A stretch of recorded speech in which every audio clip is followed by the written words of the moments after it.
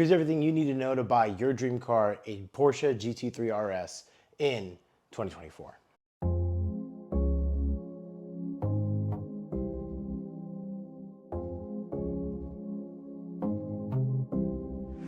All right, now that you've been properly bait and switched, I'm gonna actually tell you how to buy the car that you wanna modify, the car that you wanted for a long time, the family car, the dream car, or the super dream car in 2024. This method covers it all. Unless your name is Jeff Bezos, then you don't need a method, you just need to tell them you want it. Or unless your name is Donald Trump and you just sold your Le Mans Blue 1997 Lamborghini VT Diablo Roadster for $1.1 million. Then, I mean, whew, that covers most vehicles I could think of, 1.1 million. I mean, I'm not trying to get a Rimac or a Pagani, Koenigsegg. Yeah, those are really on my, I'm not the Strad man. Those aren't really on my radar. I'm more what I just recently bought, 1999 Honda Civic for $1,500. And using all the methods and tips that I'm going to talk about today, you could get your version of the 1999 Honda Civic, which is one of my dream cars. But you could apply this to any vehicle that you're trying to get in 2024. Depending on when you're watching this, we're either in February or we're in late January of 2024 when we're recording this. But that being said, so much has already happened, including the sale of Donald Trump's vehicle, including the turnover in the car market, including the fact that we've seen a repeal or a rejection of the addendum gouging, the dealership gouging, the used car market going absolutely ballistic because CarMax wanted to offer everybody $8,000 to $12,000 on a $3,000 Toyota Camry from 2003. We want to slow that roll, we want to calm down, and we want to take in a breath and feel a little 2016, a little 2017 out here. Let's bring that vibe back, right? Where you could get a Toyota Corolla for $2,000 and it ran great, it had low miles, it was the bee's knees, where you could buy, like what I did, a $1,500 1999 Honda Civic, or that you even expected to go to the dealership and actually get a decent rate because you have decent credit and buy just a decent family car. You wanted to buy just a, I don't know, a Toyota Camry, or you want to buy a Toyota Sienna. I'm just going to name off Toyotas because those are the most commonly purchased vehicles. I don't know too many people in my immediate circle that are looking for a Volvo XC90 R T7 R design, T7 R design, because that's what I want with the crystal shifter. But that's just me. I want that. But I'm going to use these methods to get it when I have the ability to do it. And speaking of which, starting off with just exactly how I described a Volvo that I personally want, that leads me into point number one. Know the car that you want.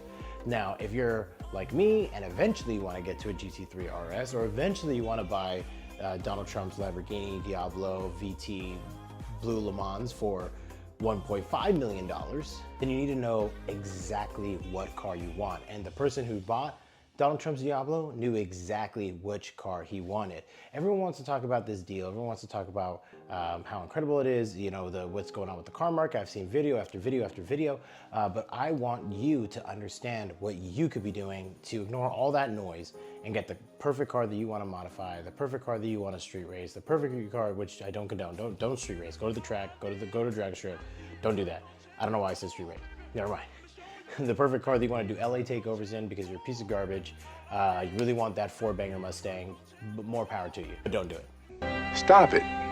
Get some help. And I want to give everyone the tools to be able to buy new, used, hypercar, slow car, fast car, cheap car, shell of a car, whatever it is you want. But part of that starts with knowing exactly what car that is. For me, that was knowing that exactly that I wanted a 1999 Honda Civic EX Coupe. Automatic. And if it wasn't that one, then it was going to be something else. But I focused on that one. I decided I wanted that vehicle.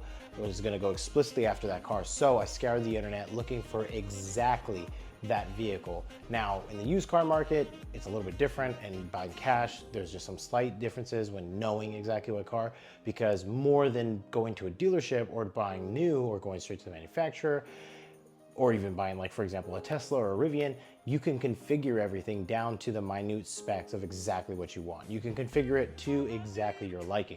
Now with used cars, or moreover with cars that you're gonna buy cash or cars from private seller, things like interior color, maybe power plant even, and definitely exterior color are gonna be at the liberty of what's available on the market. However, being in 2024, I have seen an extensive market, one like I've never seen before. We've had so many more new used vehicles on the market, so much turnover from 2022, 2023, when there was just all-time highs, crazy ridiculous highs. So picking the car that you want will not be difficult. I'll walk you through me picking my car, picking the 99 Honda Civic. I pick a 99 Honda Civic and I say, okay, I'm gonna filter every single 99 Honda Civic that's within an agreeable distance to me.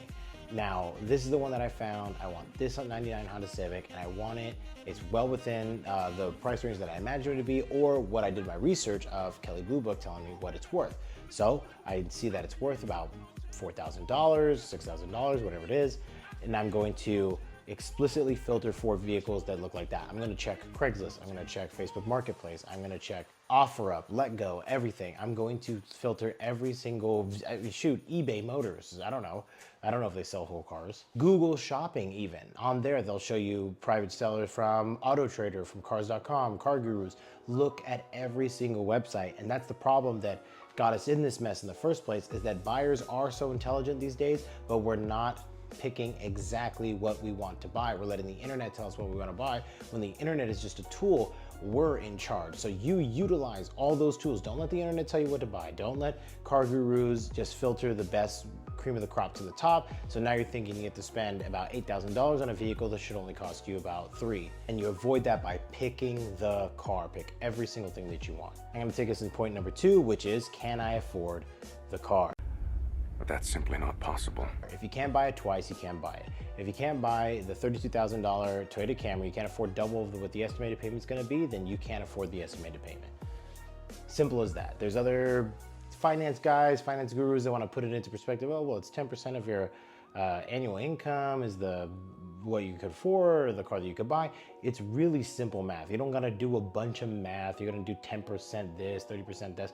I used to sell cars and I used to buy a lot of cars. Before the two cars that I have now that I bought cash, I used to have a lot of cars. I used to have about 15 cars, about 6 of them were financed, and I used to sell a lot of cars. So I know exactly all the math, I know all the ratios of what you can afford, what you can't afford, and I'm gonna tell you this, for every single person out there, if you're gonna buy cash, if you're gonna build it, if you're gonna whatever, if your total build at the end of the day, you can't afford double the price of that eBay Turbo, you can't afford that eBay Turbo. Which goes hand in hand with number 1, knowing exactly the car that you want, because any little thing can change that market value of your car, whether it's from 1996, 2001, 2010, 2015, 2024, 2025. Because even down to the color of the interior, to the engine trim, to the EV or non-EV, all those things, they all play a part, hybrid, non-hybrid, into what it's gonna cost. If you can't afford it twice, then you can't afford it once. You don't need to mess around with all these metrics. A lot of people talk about 10% this or 20% that of what you actually need to get the car, but you don't need to do that complicated in math. It's not rocket science. It's very simple. I learned that from my deadbeat dad, who just happened to give me 2 bits of advice in life. He said, if you shake it more than twice, you're playing with it. And if you can't afford it twice, you can't afford it. This coming from a man who bankrupted multiple businesses, but that was because he couldn't afford it. He couldn't afford it twice, he couldn't afford it 3 times, he couldn't afford it 4 times when he had a substance abuse problem, all right? That being said, no matter your financing situation, if you can't, let's say you're having finance, you want a lease, you want a payment. If you can't afford double the monthly payment, then you can't afford the vehicle. If you can't afford double the down, you can't afford the vehicle. If you can't afford 0 down, but the monthly payment is a little too high because you're gonna put anything, but you wanna put, now you gotta put something down, but you don't wanna take from your savings, well then just in general, you can't afford that car.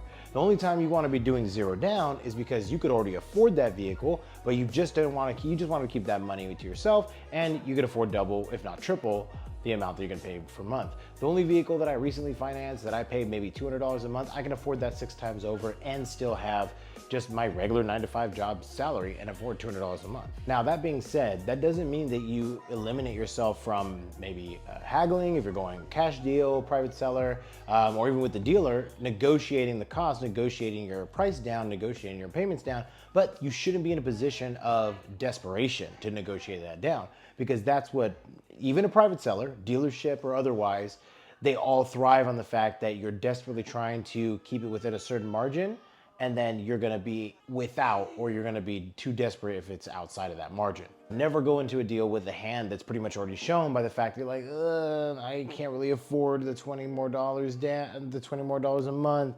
Can I just pay you $500 more or $1,000 more? Or the cash deal for an instance. You want to buy, let's say the vehicle that I was going to purchase, they wanted $2,700 for it. I said I wanted to pay 15. They were not initially budging on that fact, so I said, well, you know what? 15 is my budget, and I'm gonna go in stern, I'm gonna go in hard, but I'm not gonna go in desperate because I don't need it. I don't need it. I don't need it. I don't need it. I need it! To get it for 15, I could afford it for 27, I could afford it for 22, but I didn't go in a position of losing, because that's what you're gonna do. You're gonna lose that deal. I'm pretty sure somebody like Alex Hormozy or Graham Stephan could probably put into a better video of like why that culture is, or you know, the kind of economics behind that or the mentality behind that. But to me, again, it's very simple. If you can't afford it twice, you can't afford it. And then the other half of that is just you have no power once you're only within that range, only within that, you know, ability to afford that vehicle. If you can't afford a $400 a month payment on a Toyota Corolla, then you probably don't need a Toyota Corolla. You probably need to get, well, an older Toyota Corolla. If any Toyota Corolla is too expensive, just get an older Toyota Corolla. I don't know why I use Toyota Corolla as an example so much, but I do. There's a caveat to number 2, but it definitely does need to be said. And car enthusiasts already generally know this, but if you're, you know, not particularly enthusiast or just getting into cars, this is maybe not something you thought about thinking about. And car enthusiasts already think about modifications for the car, what's going to be done to it, tires, wheels, intake, whatever, you know, even if it's an EV car, suspension, right, active aero, whatever the case may be. And we already take all into consideration all those costs, as well as routine maintenance. And you know, some of us don't take into those costs. We just think we're just going to be able to afford it somehow. So remember to factor that in to your total cost out the door, as well as your monthly payment if you go a newer vehicle. As an example, if you're buying a used car, maybe something I'd say 2010, 2015, then you might want to be getting a oil change every 3,000 to 5,000 miles, which if you drive as much as I do, could be almost every single month or every month and a half. So if an oil change costs you $50 if you do it yourself, then you might want to add $50 to your monthly payment if you buy a used car, or add $50 to your insurance payment as precaution for the oil change that's going to come up. Or in the same method, add $50 to $100 per tire for the fact that you're driving to your insurance. So you pay your insurance, it's $200, you add another $100, so you set aside $300 for insurance and maintenance. Now that $100 just stays there, obviously, but the $200 goes to your insurance. Because technically, even when you have a used car or a car cash, you still have a car payment. You still have insurance, technically. I would count that as a car payment. And lastly, number 3 would have to be know the market. But the inverse of that fact would be, you don't have to know the market. There's so many vehicles. We've had such an expansive history of car production, of vehicles hitting the line, of so many cars not hitting their mark when they're produced. So many vehicles that are sitting in wait, great cars that nobody's paying a second look to because a new one comes around every 8 to 9 months. It's 2024, but by May, we're gonna see 2025 vehicles on the road if we haven't already. So part of knowing the market and part of number 3 is forgetting all about the market. The only thing you need to be concerned about is maybe inflation, maybe just, you know, what your APR, what your percentage is gonna be at this time. Rates are falling at this moment, so it's never been a better time to buy, but it's always the best time to wait. That being said, there's never a good time to buy either, because in all honesty, unless you have a driving passion behind a vehicle, if you already have a car you can afford or you already have one cash, just keep that. I'm gonna be honest with you. What? The advice I give to my closest friends, I always tell them, if it's not your dream car, if it's not the GT3 RS like we talked about, then just stay with that 2007 Toyota Camry you already have. It works perfectly fine. There's nothing wrong with it. No signs of breaking down. It only costs you $50 a month to do an oil change. I think it costs $500 every maybe couple weeks to do an oil change on a GT3 RS. So I take that into consideration when you're considering, can I afford double, when you're looking at number 2. That's everything you need to know going into 2024. Ignore all the videos, ignore all the car market crash this, car market crash that. Keep your car. If you've crashed it, okay, then probably get another one, but keep your car. This has been pretty much a huge ploy to tell you that unless it's the dream car, just keep the car. That's for me. I'm a car enthusiast. I plan to modify cars. I plan to buy cars for this channel to do special videos, do things with it. But that's doing it, utilizing it for a business, doing it to provide entertainment, to provide value to the culture, to provide unforgettable experiences for my friends. But other than that, if I wasn't doing any of that and I'm just like, you know what, I really want a new car, I really want that BMW i4 that I've really recently figured out is a great deal and is probably better than a lot of other EVs that I could purchase at this time, I'm probably not gonna do it because I got 2 cars cash that work perfectly well. They're both Hondas, so I don't see any signs of them breaking down to the point where I can't just push them easier than I could drive anything else. So thank you guys so much for listening. We just hit 400 freaking subscribers, guys. Thank you guys so much. Congratulations to you guys. Thank you so much for watching. Thank you so much for supporting. We're going on our way to 500, which is halfway to our goal of 1,000. So thank you guys so much. We'll see you in the next one.